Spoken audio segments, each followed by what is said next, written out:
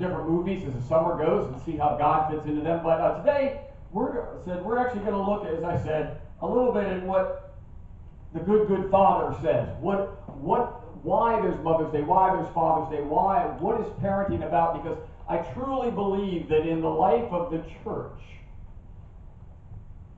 and for the good of the world, there needs to be a major change for a lot of folks in their view of not only their family, but who God is and what God intended and what God wanted. You know, I mean, actually, when you think about it, what could spread the gospel of Christ more than Christian parents actually raising kids in a Christian home? And you know, for some of us, we're not sure what that is because that didn't happen in our lives. Or it happened in a way that it was, well, you have to do lots of good things and don't do bad things, because if you do bad things, then you're going to go to hell. And we spend all of our lives in worrying about doing bad things and being afraid to go to hell, and not worrying about doing good things to advance the kingdom of God. And yet we do know that there will ultimately be judgment. And I've shared before that I do not believe that judgment is occurring now. You are not being punished now. Life happens. So Janet and I would not go into long detail about anything, because I'm sure every parent, every child, relative, friend in the room can share a story about parts of life seeming to be totally out of control and God not being present. And yet God is literally in the midst of it. And that's where we are. Because our God is perfect in every way. This morning in Ephesians 6 said, what you heard is parents ought to give the highest priorities to being what God had them to be, and to bringing up their children in the nurture and admonition of the Lord. This is just crucial to the church's ability to do its job. It isn't my job as the pastor to do it all. It isn't our job. You know, yeah, maybe you buy into it takes a village. And we look back and there was a time in our community that, yeah, if we were misbehaving up the street, then Mr. or Miss Jones didn't hesitate to call us out whether we were their kid or not. And they didn't hesitate to pick up the phone or walk down the street and talk to our parents, knowing that our parents would have never looked at them and said, how dare you speak to me about my child? They would have turned on us and said, how dare you embarrass your family? Hoping they would only say it. I don't know about your family, but it often got demonstrated in ours. But what happens in Christian homes, it determines on what the church is going to be and how the church is seen. You know, I shared a couple of weeks ago in my newsletter that I've been rereading a book, or reading it kind of through a little more than I did the first time, about Almost Christian. And when we realized that our young folks are pretty much living what we were taught. That we, the church, have taught them. We've told them, well, you just got to do good things. That's all that matters. You're just going to do good things. And if you do enough good things, then maybe things will work out. Because, you know, well, there's a little bit of karma, and there's a little bit of this. I don't think you'll find karma in the Bible, folks. I'm sorry. Any more than you'll find your zodiac signs, other than referencing them as constellations. But yet we have bled them into Christianity. And we have bled them into our standard households. And it has happened to the good people who thought they were trying to get the good message out, because it happens a little bit at a time. You know, it's that frog in the boiling water thing. Just a little bit at a time. If that water's hot, you throw the frog in, he's going to jump out. It's happened a little bit at a time.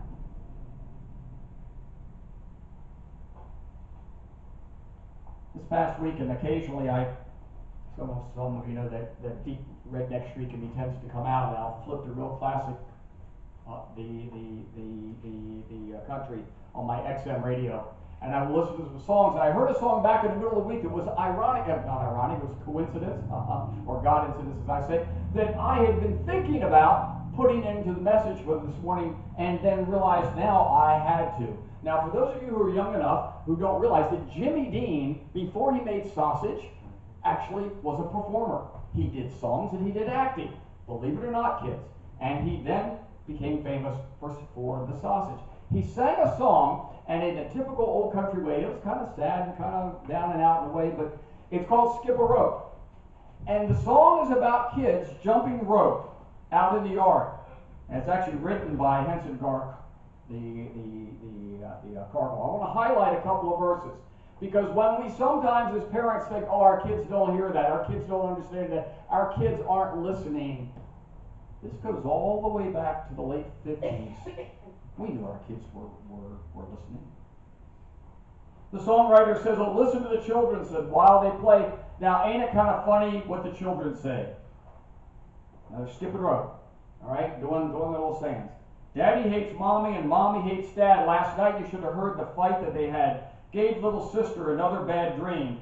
She woke us all up with a terrible scream. Cheat on your taxes. Don't be a fool. Now, what was that they said about the golden rule? Never mind the rules. Just play to win. And hate your neighbor for the shade of his skin. Stab him in the back. That's the name of the game. And mommy and daddy are who's to blame. It's not really funny what the children say. You know, today we focus on fathers, but moms, I want you to listen close, because you know what? We're all in this together.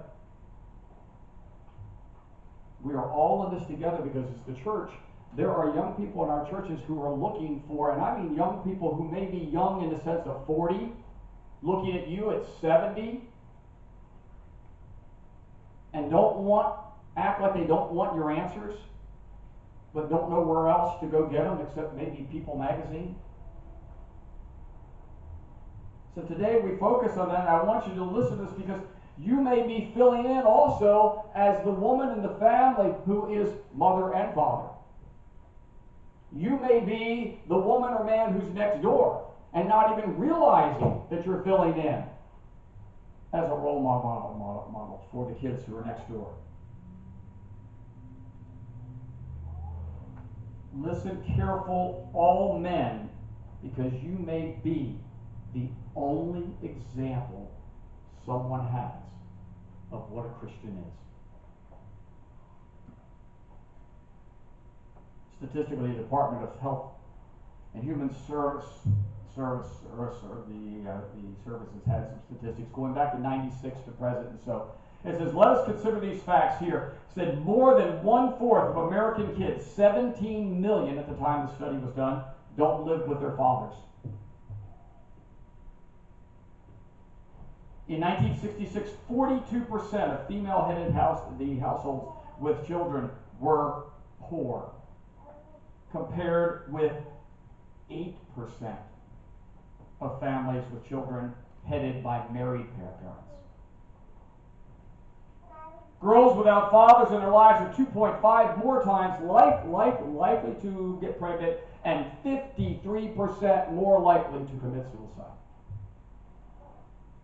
Boys without fathers in their lives are 63% more likely to run away from home, and 37% more likely to use drugs. Boys and girls without father involvement are twice as likely to drop out of school, twice as likely to go to jail, and nearly 4 times as likely to need help for emotional behavioral concerns. And this is the one that really got me. Now, I guess they all did. The average American father spends only 7.5 uninterrupted minutes a week with his children. So, great, I can make you feel like crap. I can throw all that out there, and you feel all awful. But you look around, and for those of us who've already made all those mistakes, our kids are already living with all those things I've done wrong. I can't go back and change those. Oh, I can, and for those of you who are recovering addicts and have talked to me 100 times, know that make sure I'm on step 8. I go back and I'm going to make things right with all of this. Oh, I can go back and do that, but they're still carrying all of those burdens. And some of you in this room are living in situations where you look back on your life and parents weren't what they were supposed to be. But you know what happens is at the beginning, when we look at the Deuteronomy or I mean at the Ephesians one, it was the one that opened up and it looked at all the kids and it told the kids, you better honor your father and mother. And that's the one we as mommies and daddies always like to use against you. And maybe you're looking at life and realizing maybe you didn't do right for your parents. But I want to give you 7 tips from David Peach, who's a Christian dad, and he's written this article. There's, it could be 100 different ways, but I like his 7. And his number 1 was, this is directed to the men, but again, women, just turn it around. It goes both ways. Our kids see, skip a rope, they see what we live a lot more than they hear what we live. It says, number 1 is love your wife.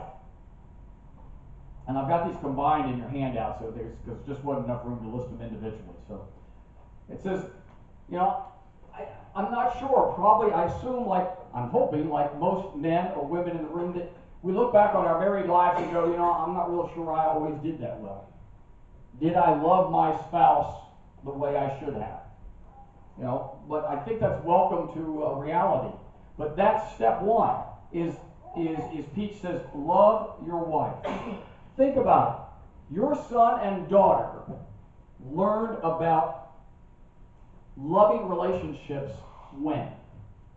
Who were the first couple they ever saw? It was us, the parents. That's how the son was learning to treat a woman. That's how the girl was learning to be treated.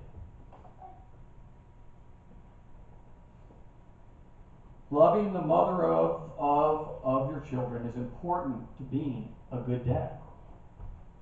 Children derive security and stability from knowing that their parents are unified. Folks, and that can be done even in separation. In our society, we acknowledge it's not saying that we should, condemn all of the separations, divorces and all. Yeah, it'd be nice if they didn't happen, but they've happened. Now, what do we do with them? How do we manage them as parents of children? Your children should see you doing special things for one another. This is a good example for them on how to treat their spouse and how to treat their closest friends and family. It's also a chance to let them see a good relationship. Yet with TV and music and all of those things today, they can watch Survivor and they can watch how to stab somebody in the back at the last minute, because the bottom line is, at the end, no matter how tight of a relationship that we had to get us through this struggle, the prize money at the end is what really matters.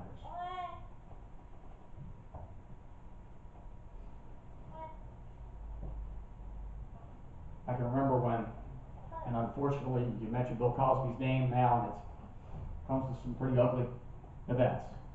But when Cosby came on to TV as the first black family on TV, professionals living the Leave It to Beaver life, the condemnation that was given, that how dare him, that's not real African American life.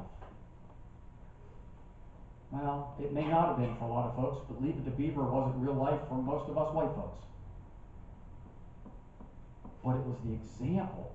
It was the goal. It was the challenge. It was the higher bar. Ephesians 5 and verse 25.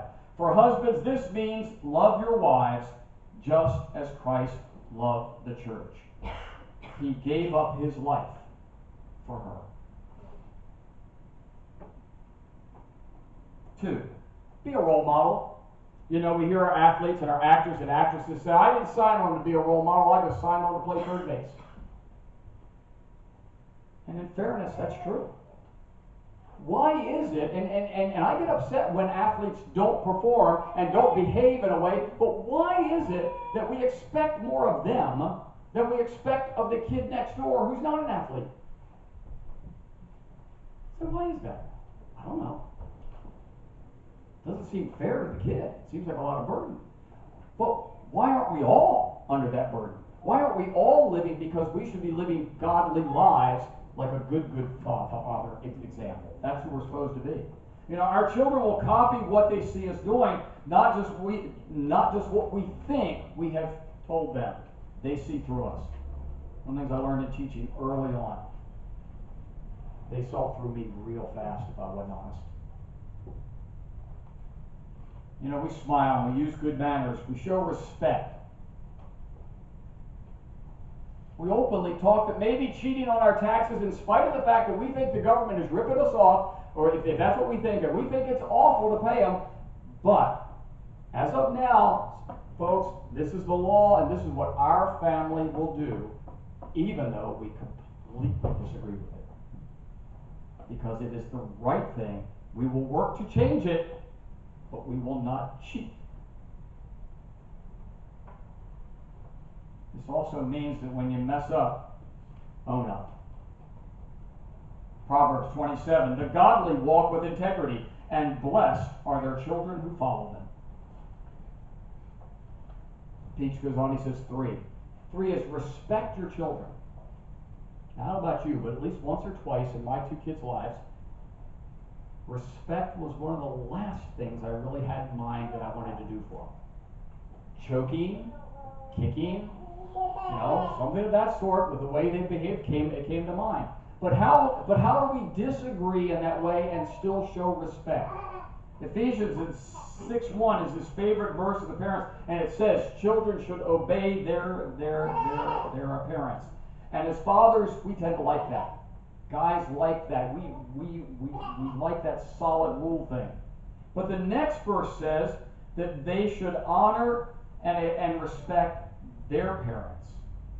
And this chapter is getting better and better by verse for all of us guys and gals. We're saying, see. But then if we listen, as Justin kept on reading, in verse 4 it then talks to the fathers specifically, but in parents, it says not to provoke them to wrath. This means that you don't badger them to the point that they lose their mind and lash out against you. Now, sometimes they lash out against you and you don't even begin to badger. I understand that.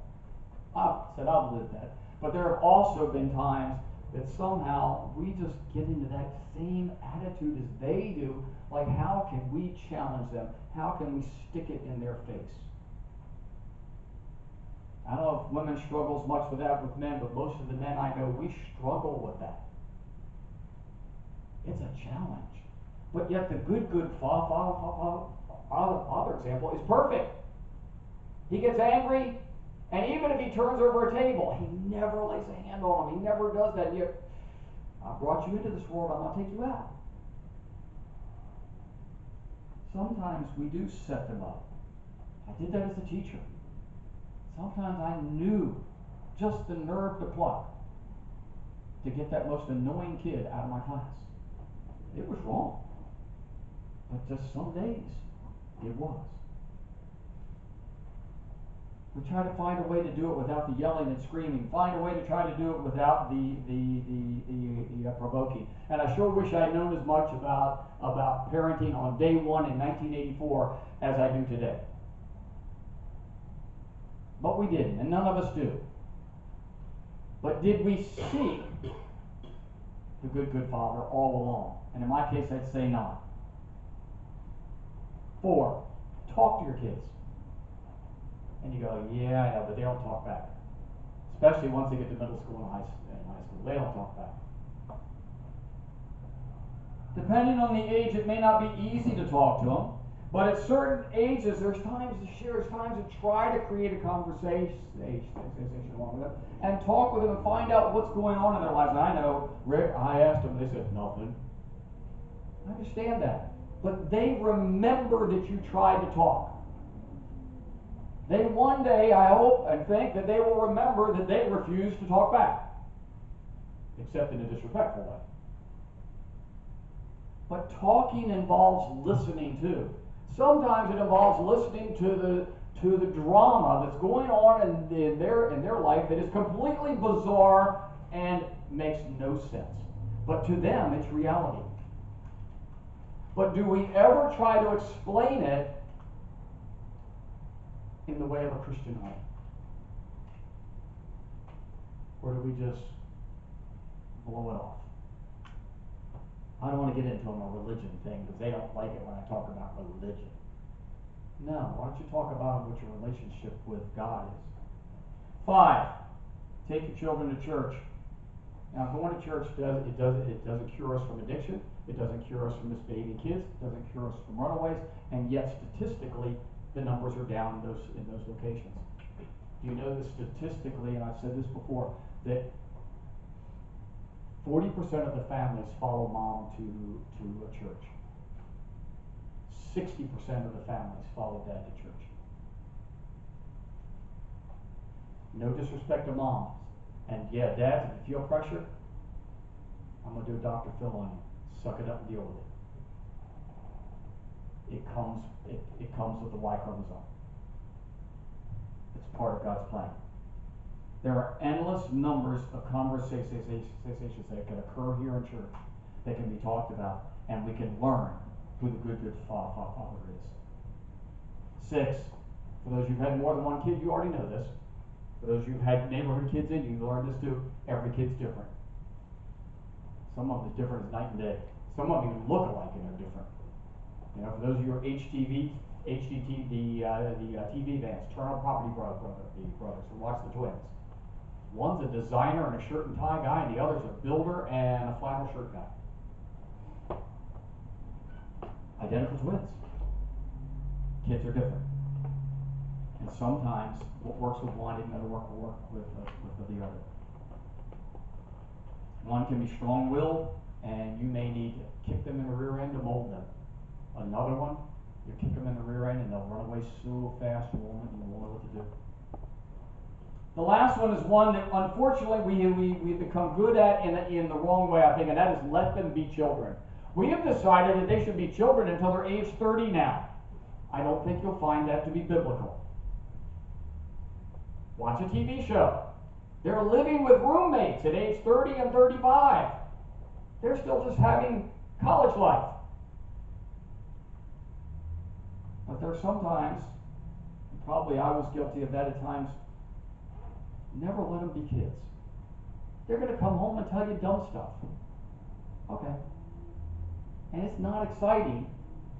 So how do we manage that? So how do we get them to be young adults and grow into adulthood and do it sometimes before age 35 and be responsible, and yet not completely take away their childhood?